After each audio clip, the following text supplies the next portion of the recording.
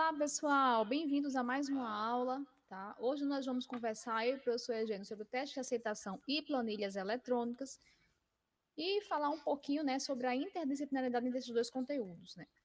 Antes de iniciar o conteúdo, eu vou fazer uma revisão, na verdade não uma revisão, mas lembrar o que a gente estudou na aula passada, que foram os testes analíticos, dentre eles o teste de diferença e de similaridade, e os processadores de texto. Compreendemos, né, como que esses dois conteúdos eles se encaixam, né, se completam, e dando sequência, vamos conversar hoje sobre os métodos sensoriais afetivos, que aí entram também dois testes, o teste de aceitação e o teste de preferência, tá? Paralelo a ele, estudaremos também as planilhas eletrônicas para conseguir traduzir, né, e transcrever as nossas respostas para planilhas ou gráficos, enfim, a essa sistemática que a gente necessita ter esse conhecimento básico de planilha, ok? Então, gente, ao final dessa aula, o objetivo da gente é que vocês compreendam o papel da análise sensorial de alimentos, bem como a aplicação e a interpretação dessas respostas que nós vamos obter nos testes sensoriais, que nós vamos estudar hoje, ok?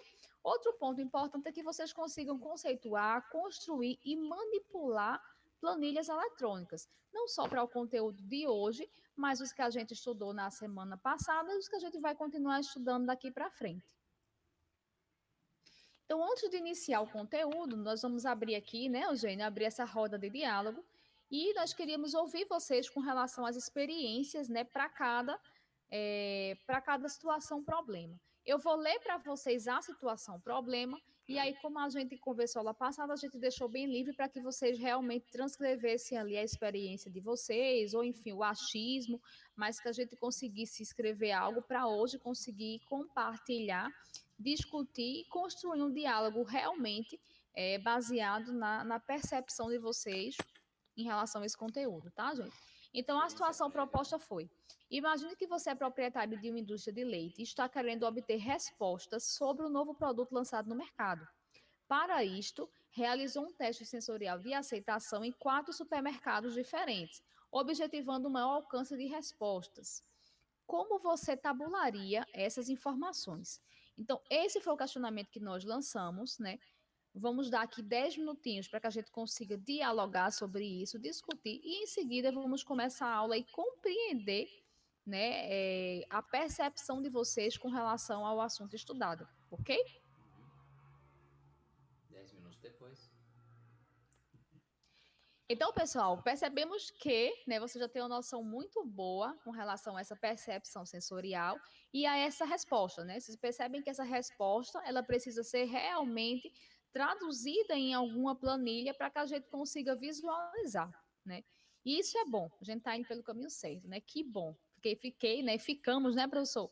Muito felizes com o que a gente ouviu, né? Com o que nós ouvimos de vocês. E dá para ver que vocês realmente estão entendendo aí como é que funciona a coisa, certo?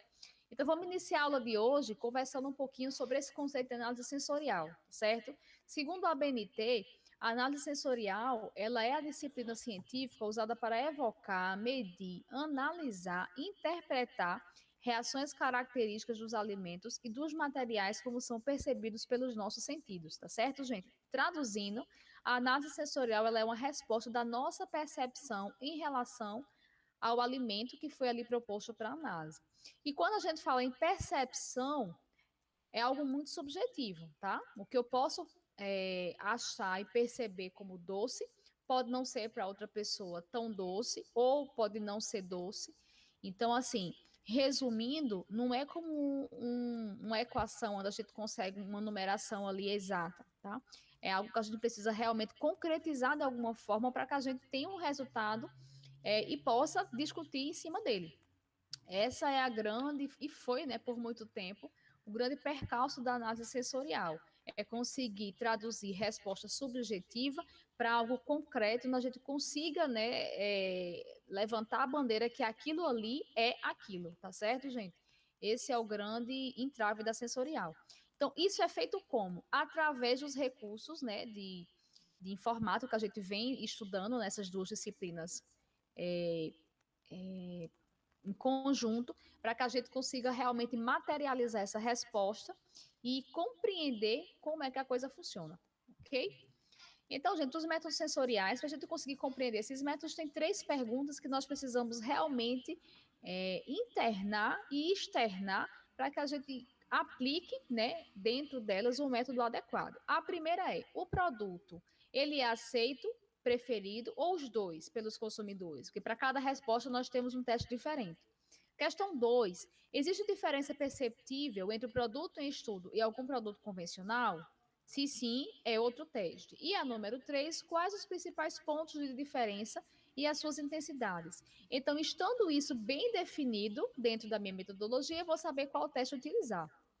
Nós temos dois tipos de testes, né? Nós temos dois tipos de metodologias, que são os testes analíticos e os afetivos. Os analíticos nós estudamos na aula passada e hoje vamos voltar a atenção, né? Voltar todo o holofote para os testes afetivos. E aí entram dois testes, tá, pessoal? Aceitação ou preferência, ok? Os afetivos, eles têm características que o diferenciam dos testes analíticos. Dentre elas são a equipe dos participantes, tá? Lá nós vimos que era uma equipe pequena e treinada. Aqui é o contrário, é uma equipe grande e não precisa ser treinada, né?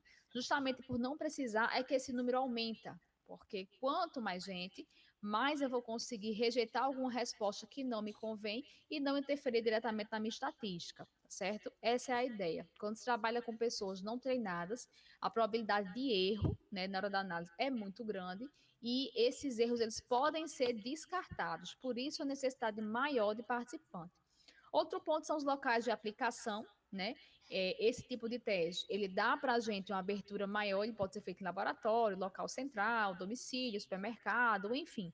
A gente tem essa liberdade, contanto que a gente, né, obedeça a fundo a metodologia do teste. E o terceiro ponto é que ele se classifica em qualitativo ou quantitativo. Então, no teste de aceitação, nós temos duas principais ferramentas, né, de aplicação, que é a ficha de recrutamento e a escala hedônica, certo, pessoal?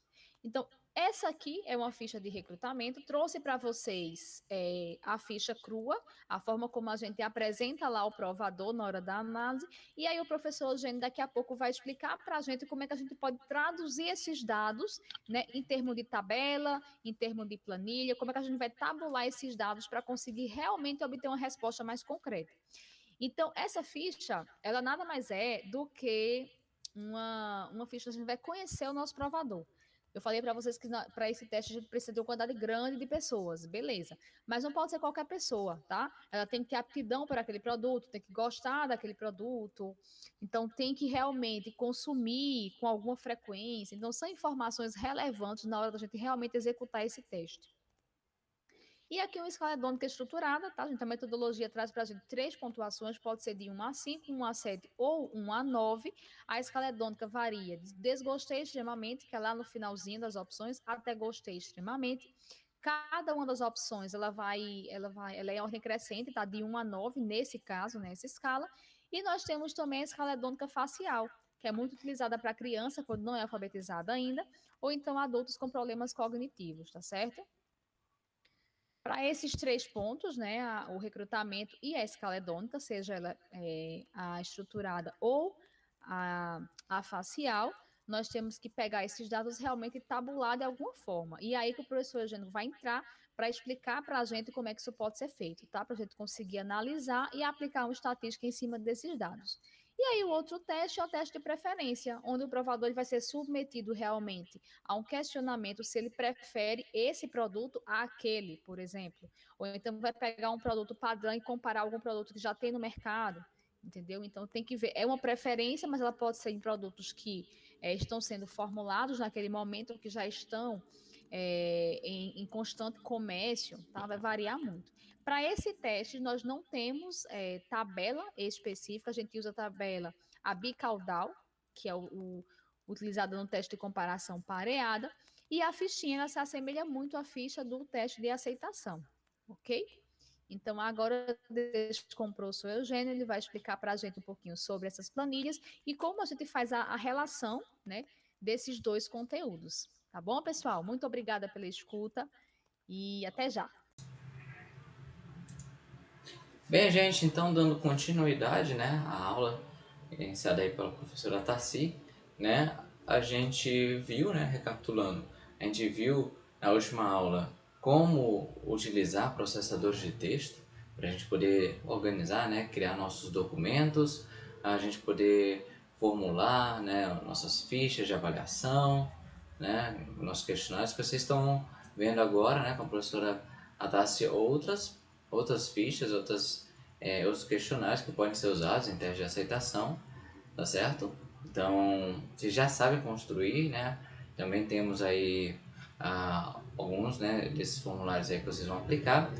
E aí, dando sequência, né, a gente tem uma questão que está cada vez mais presente, a questão do Big Data, certo? Esse fenômeno que é o acúmulo, né, de informações, dados, em uma quantidade tão grande que fica impossível, né, do ser humano às vezes conseguir manipular, né, ou visualizar, analisar sozinho, tá certo? Então imagine aí que você fez esse seu teste de aceitação com diversas pessoas, né, um teste de preferência, um número tão grande que você tem uma certa dificuldade de observar. Então existem diversas técnicas, eu vou apresentar, digamos assim, a mais simples para trabalhar com grande quantidade de dados, que seriam as planilhas eletrônicas, certo? Elas vão contribuir no critério de automação, né, de tarefas, análise, fazer cálculos e da visualização dos dados, tá certo? Então, dando sequência,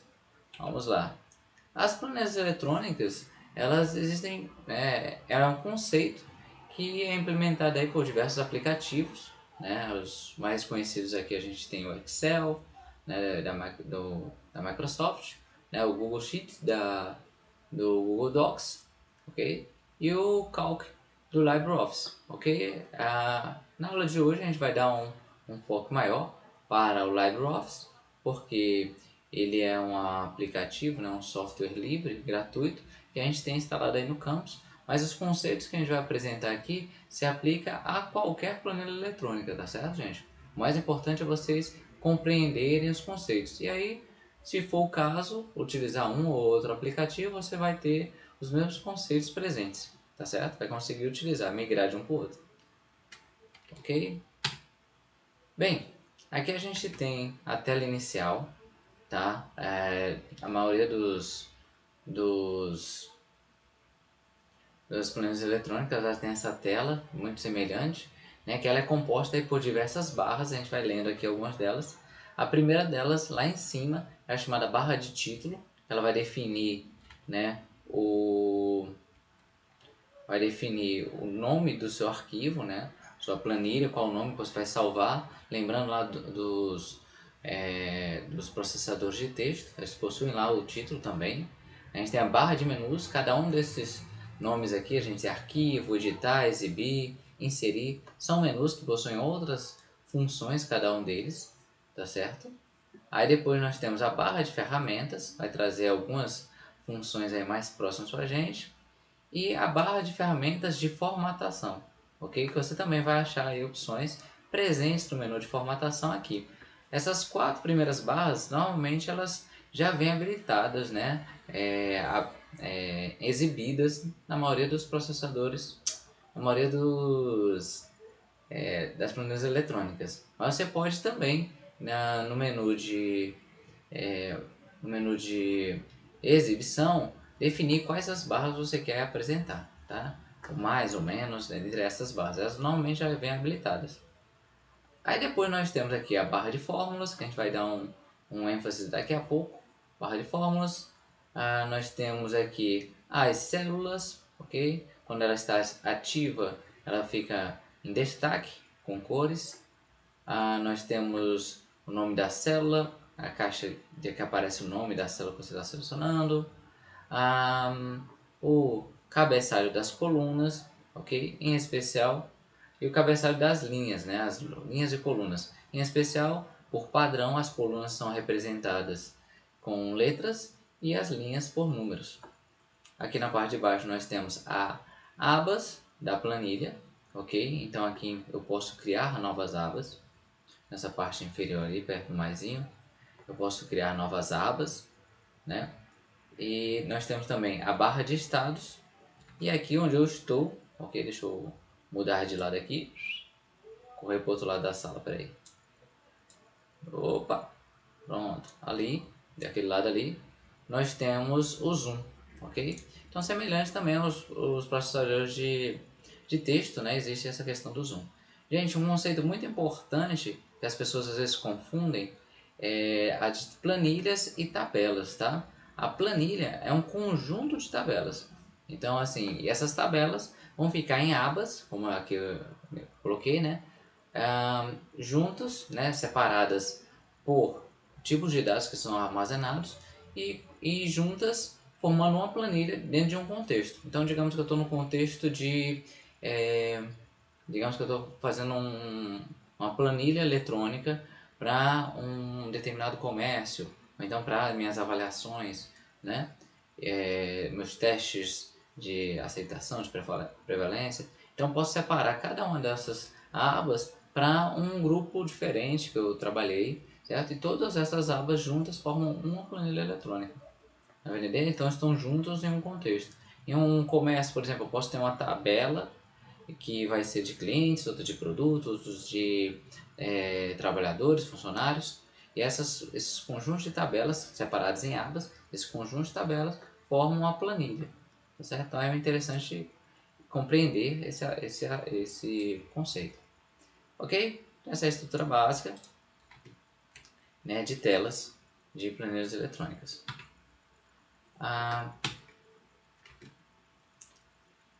Agora eu vou abrir propriamente uma planilha eletrônica para a gente realizar algumas operações, vocês conhecerem, certo? Como faz para inserir os dados, né? Organizar, tabular esses dados nela, e também como faz para fazer algumas fórmulas automáticas, né? Fazer alguns comandos para cálculo automático, e também como gerar gráficos, ok? Vamos lá. Então, pessoal, eu estou aqui no Calc, né, na minha planilha, uma planilha em branco, iniciando. Então, o que nós temos aqui são células, elas são definidas aí nas coordenadas de linhas e colunas. Eu posso inserir em cada uma delas os meus dados, né? Por exemplo, normalmente a gente utiliza na primeira linha colocar o nome das minhas variáveis, por exemplo, nome, idade, por exemplo, endereço, ok? E aí nas linhas subsequentes a gente vai colocar os valores, né? Então, digamos, nome Eugênio, Ataci, né? Diego, ok? Colocar as idades, a gente vai tabulando dessa forma, né? Colocar dentro de uma tabela, né? Então eu tô aqui com meus 21 aninhos, Ataci com uns 15, Diego com seus 57, ok? E os endereços aí, X, Y, Z. Ok? Dessa forma eu tenho meus dados estruturados, ok? Então eu consigo visualizar meus dados de forma mais organizada, consultar também de forma mais organizada. Vou aumentar aqui um pouquinho a letra para a gente enxergar melhor, ok? Joia! Aqui eu posso formatar, colocar negrito, né? Bem parecido com os processadores de texto que a gente já estudou na aula passada, tá? E aí, dados os dados, né, tabulados dessa forma, eu posso realizar algumas operações, ok? Em especial, a gente vai utilizar aqui essa barra de comandos, né, barra de fórmulas, que fica aqui nessa parte superior, ok? Quando eu clico aqui em uma célula, eu posso dizer, né, colocar aqui um comando, uma fórmula para ela, dizer que ela é igual, por exemplo, ela é igual ao valor que está em A2, ok? E olha só, estou acessando por referência o valor que está em A2, ok? A2 tem Eugênio, então eu atribuí, aqui eu tenho aqui a atribuição direta, colocando o valor direto na célula, e aqui a atribuição por referência, né? Tendo como referência outra célula, ok? É só colocar é igual, então o valor dessa célula é igual a de outra, ok? Quando eu clico aqui eu posso inserir, quando vocês podem observar já tem aqui o valor direto, esse aqui ficou o valor por referência usando igual. Eu posso utilizar também nessa célula colocar alguns comandos, como por exemplo realizar uma soma, ok? Eu quero somar os valores que estão nesse intervalo, ok? Os intervalos nas planilhas eletrônicas normalmente são representados por 2 pontos, iniciando de B2, aqui a gente está escrevendo, né? B2 até B4, e realizei aqui uma soma. Então a soma das idades está aqui em 93. Veja que graças às planilhas eletrônicas eu consigo fazer esse cálculo rápido, fácil e até de forma automática, no sentido de que, por exemplo, se eu mudar aqui minha idade, ok? A soma já é calculada de forma automática. Não precisa eu pegar, usar o papelzinho. Né? As planilhas já existem há mais de 500 anos. Né? A vovó usava planilhas lá no mercadinho dela. Mas não eram eletrônicas, então não tinha essa automação. Ok? Então eu coloco aqui total e tenho assim registrado o total das idades. Das idades. Né? Estou aqui organizando aqui minha tabela. Show de bola? Outros comandos que a gente pode ter aqui, eu coloquei no caso soma, eu posso ter também média, né? Média das idades. Vou colocar assim, como é que seria o cálculo da média das idades? É igual a média, ok. Seleciono aqui o intervalo que eu estou querendo observar e mando ele calcular. Pronto, a média deu 34. Ok, ele já faz esse cálculo para mim. Então é bem simples, né, na verdade, você utilizar, né, essa forma automática, essas fórmulas para fazer o cálculo, ok? A gente vai exercitar bastante o desenvolvimento, aqui é só uma aula introdutória no início, né, do assunto, a utilizar essas fórmulas para vocês se acostumarem, certo? E aí a gente tem médias, desvio padrão, variância, moda, certo? Então isso é muito interessante quando você está fazendo suas análises dos dados, né? Você já fez a sua coleta de informação, colocou aqui no, na sua planilha e aí pode fazer esse acesso aos dados, né? Essa visualização aí dos dados. Ok? Professor, eu queria... Como é que eu faço para saber, né? Eu sou aqui média e tal. Como é que eu faço para saber como é que é a moda, o desvio padrão?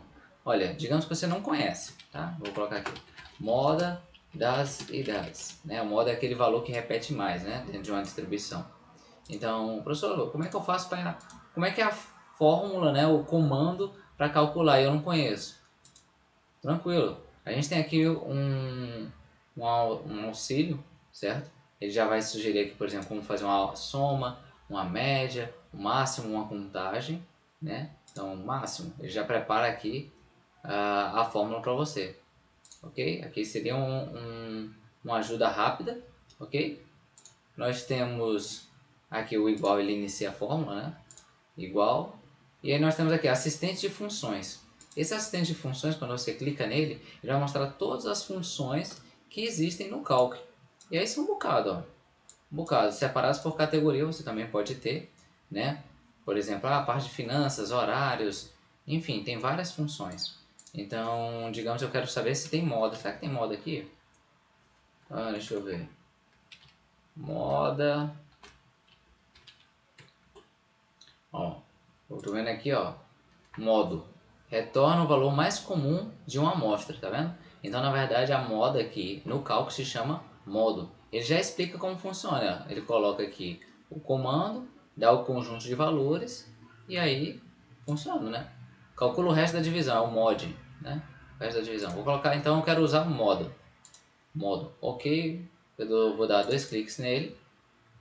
E ele ainda vai poder aqui eu inserir os valores, ok? Mas eu não quero inserir por essa interface não. Essa interface ajuda, certo? Ela pode ajudar aqui para você inserir os valores, mas eu quero inserir ali no código mesmo.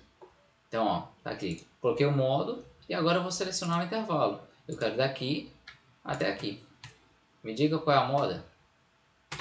Você vai observar que não existe moda nesse intervalo, porque todos os valores são diferenciados, né? Ele não conseguiu encontrar, mas digamos que eu tenho aqui um valor repetido, aí ele encontra. A moda aqui é 30, né? A gente tem 30, 30, a idade aqui, e aí nós temos a moda. Beleza? Gente, esse aqui é um assunto só introdutório, né? Sobre usar funções. em planilhas eletrônicas. Existem milhares de funções, né? A gente vai exercitando, vai se adaptando, vai se ganhando experiência com esse assunto, tá bom?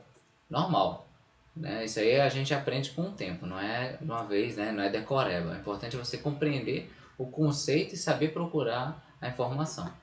Aí beleza, eu já sei usar fórmulas, professor. E como é que eu faço agora para criar gráficos, né? O senhor comentou para ajudar a visualizar os dados. Bem, a gente tem que inserir gráficos, ok? A gente pode inserir figuras, né? Uma imagem na minha planilha, né? Mas tipo uma imagem de uma casa, da minha empresa, enfim. Mas em especial a gente vai falar sobre gráficos. Aí os gráficos são formas de visualizar os dados. Nós temos vários tipos de gráficos.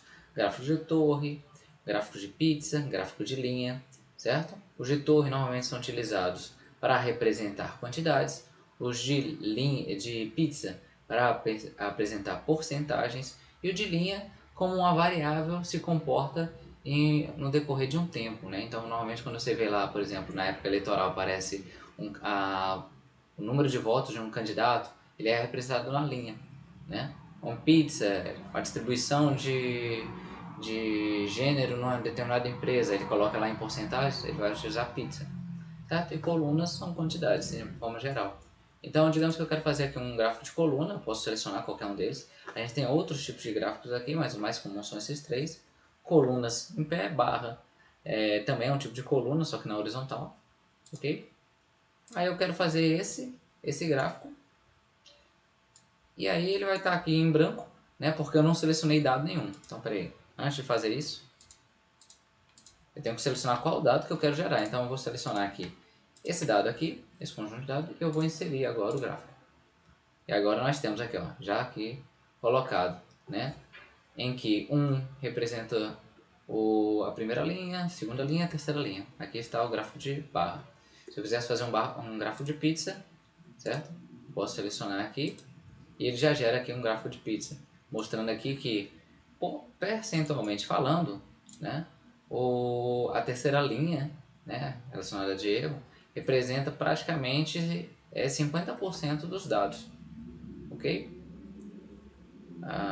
Então, né, gerei aqui o gráfico de pizza e aí nós temos aqui, né, visualmente dá para observar que a idade aqui de Diego, vamos dizer, do total das idades, né, a soma das idades, digamos, a gente já calculou, né, foi 117, nós temos que a idade do Diego, né, nesse exemplo, ele é praticamente 50%, né, do valor total, né, a gente consegue visualmente ter essa ideia de proporção.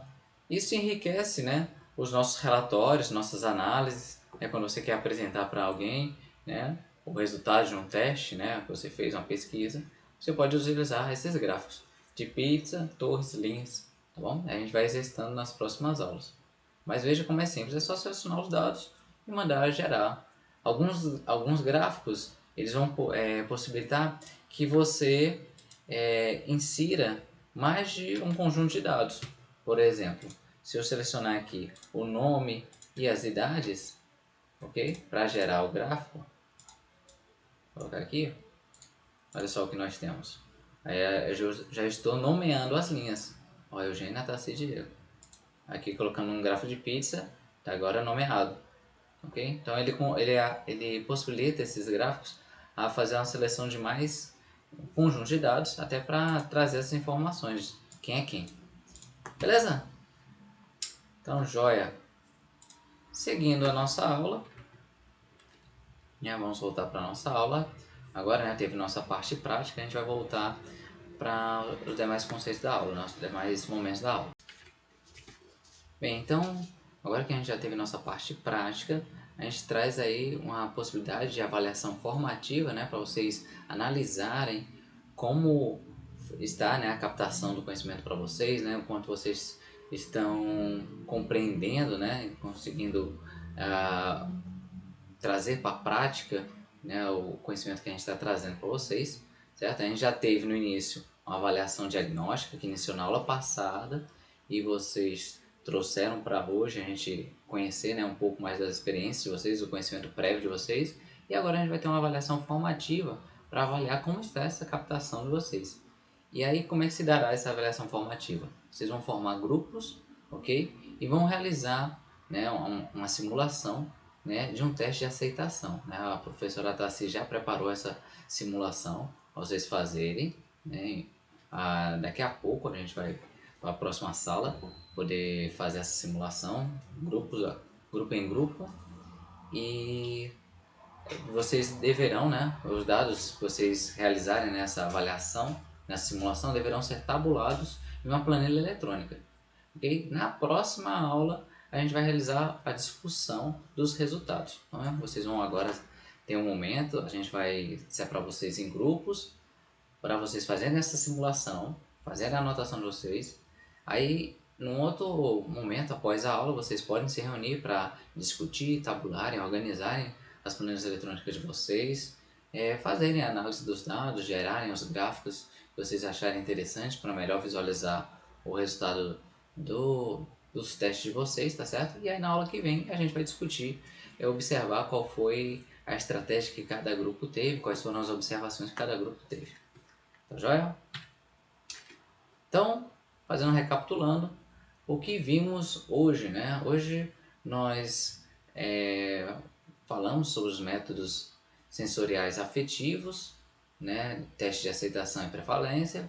Falamos sobre planilhas eletrônicas. Realizamos no primeiro momento da aula, né, a nossa avaliação diagnóstica para saber qual era o conhecimento prévio que vocês tinham em relação a teste de aceitação e ao registro em planilhas eletrônicas, né, como vocês iriam tabular, organizar os dados.